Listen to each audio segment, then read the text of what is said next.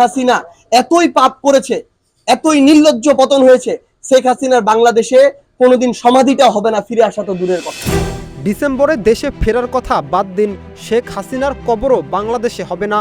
ক্ষমতাচ্যুত সাবেক প্রধানমন্ত্রী শেখ হাসিনাকে নিয়ে এমন মন্তব্য করেছেন জাতীয় নাগরিক পার্টি এনসিপির উত্তরাঞ্চলের মুখ্য সংগঠক সার্জিস আলম।